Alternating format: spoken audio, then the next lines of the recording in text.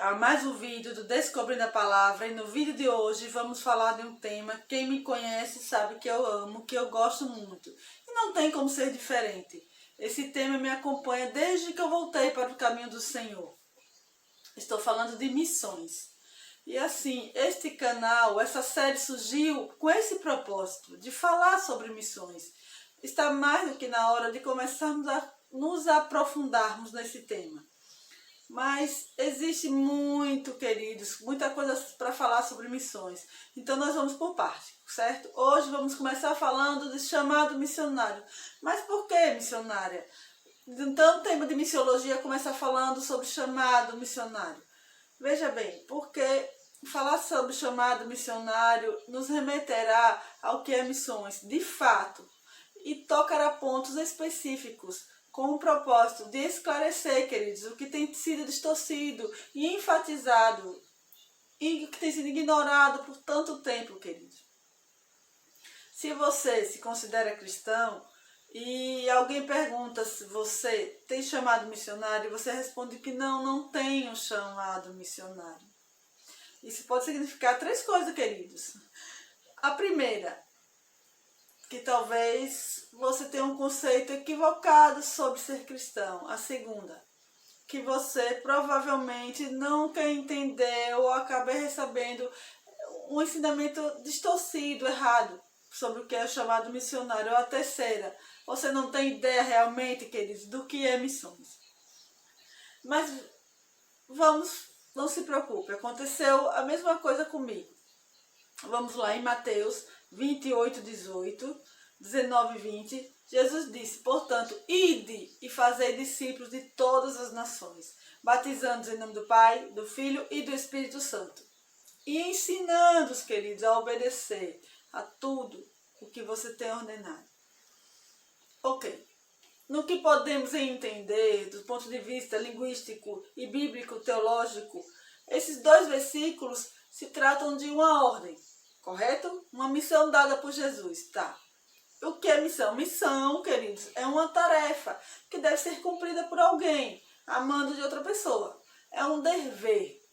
Só que no sentido bíblico é o trabalho, a ocupação, a obrigação, queridos, a responsabilidade dada por Jesus à sua igreja para anunciar o evangelho a todos os povos, tribos, línguas e nações étnicas.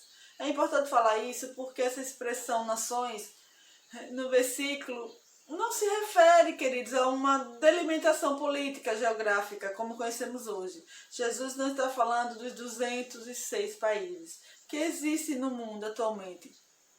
Nações aí, no original, etá étnico, que se refere a todos os povos, grupos étnicos do mundo, queridos. Um povo é um conjunto de pessoas que falam a mesma língua, tem a mesma história, tem costumes, tradições, interesses semelhantes. Por isso é que esse versículo não fala de 206 países, queridos, e sim das 16 mil povos distintos.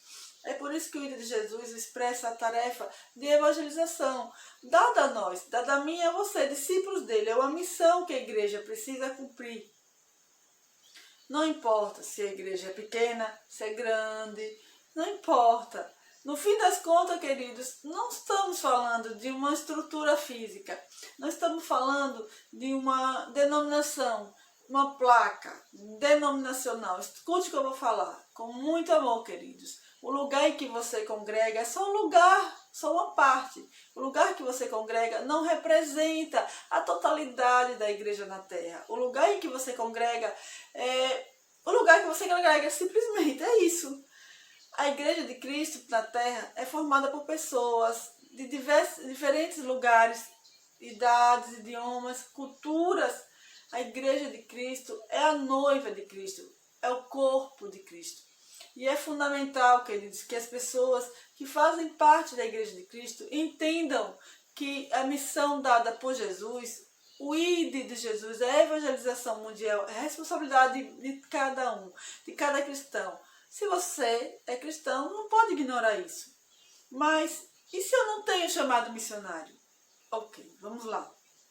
Vamos pensar juntos. Se Jesus deu aos seus discípulos a ordem e o trabalho de anunciar o evangelho a todos os povos, e você é cristão, é discípulo de Cristo, a ordem é para você. O trabalho também é para você, é seu trabalho. Se o ídolo de Jesus é para a igreja de Cristo e você faz parte dessa igreja de Cristo, é sua responsabilidade ser intencional no cumprimento dessa missão. Veja bem, essa ideia de que a evangelização mundial, responsabilidade dos missionários que estão em campo, totalmente errada, enganosa. Vejam, todos os cristãos, toda a igreja de Cristo na terra é chamada a cumprir essa missão. Dessa forma, nós podemos entender que todo cristão é chamado a fazer missões, a fazer parte da missão de Deus, em alcançar os perdidos. Tem uma frase de Spurgeon que diz: todo cristão ou é um missionário, ou é um campo missionário, ou é um impostor. Não faz sentido ser cristão e não fazer nada para cumprir a missão dada por Jesus. Não faz sentido receber a graça de Cristo através da sua morte na cruz e não comunicar isso às pessoas que ainda não conhecem. Só que assim, muita gente pensa, queridos, que chamado missionário é um tipo de experiência sobrenatural, é uma experiência, uma coisa extraordinária, uma circunstância que aplica a algumas pessoas específicas que vão para lugares específicos, quando o resto da igreja vai continuar a sua igreja como se nada tivesse acontecendo, queridos. E não é, sem ser intencional o suficiente em cumprir a tarefa dada por Cristo. Quando o chamado missionário é para todo cristão. Escutei uma vez o diretor da missão Mundo Muçulmano, o missionário Majel Rocha, dizer que o cristão que acha que não tem chamado missionário, provavelmente ainda não é um cristão. Justo? O que eu vou oferecer às pessoas? Eu não tenho talento. Veja bem, cada um de nós, queridos, tem algum tipo de habilidade. Seja para evangelizar, discipular, atuar, mobilizar, contribuir financeiramente, hospedar, ensinar, pregar, cantar, desenhar, cozinhar, escrever. Existe um leque de possibilidades para aplicar suas habilidades à missão dada por Jesus. O que não se pode questionar é a ordem. O id não é opcional. Todos nós cristãos fomos e somos chamados. Todos podemos usar nossas habilidades, nossos dons, nossos recursos para cumprir a missão que foi dada a nós, foi dada a mim e a você como igreja. O cristão que entende que faz parte da grande comissão vive em prol, queridos, de fazer a vontade de Cristo. E é intencional na missão dada por Ele, para que o maior número de pessoas conheça o Evangelho. Então eu preciso ter um chamado, Jussi. E chamado você já tem, queridos. A partir do momento que você se tornou um discípulo ou discípula de Jesus. Mas óbvio, como diz em Romanos 8:14, que os filhos de Deus são guiados pelo Espírito de Deus, o Espírito Santo vai te guiar a cumprir essa missão, esse chamado de modo específico, em determinado lugar, que não seja onde você está agora. Isso aconteceu com Paulo, queridos, lá em Atos 13. Mas olha, veja, se lemos a história, o contexto, vamos ver que ele obedeceu à ordem de Cristo, das maneiras que ele pôde. Ele não estava parado, esperando o chamado. Ele sabia que, como discípulo de Cristo, ele já tinha um chamado, uma missão a cumprir. Se o Espírito Santo não tivesse falado, separa para mim Barnabé e Saulo, a fim de fazer o trabalho para o qual eu tenho chamado, Atos 13:12, Paulo provavelmente continuaria focado em cumprir a missão de Cristo com todas as suas forças.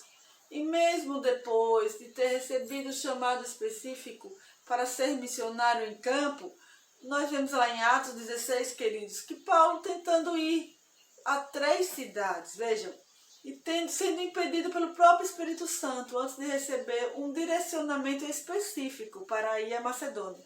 Paulo sabia que havia urgência na pregação do Evangelho e Paulo estava disposto a fazer isso em qualquer lugar. Ele sabia que cumprir a ordem de Jesus era a sua prioridade. Cumprir a ordem de Jesus é nossa prioridade, queridos. É minha e a sua prioridade. Bom, isso foi o nosso primeiro vídeo dessa série. Espero que tenha sido útil para você. Se inscreva no canal, dá um joinha, deixa o seu like, compartilha. Amém? Vamos juntos aprender sobre missões. Até o próximo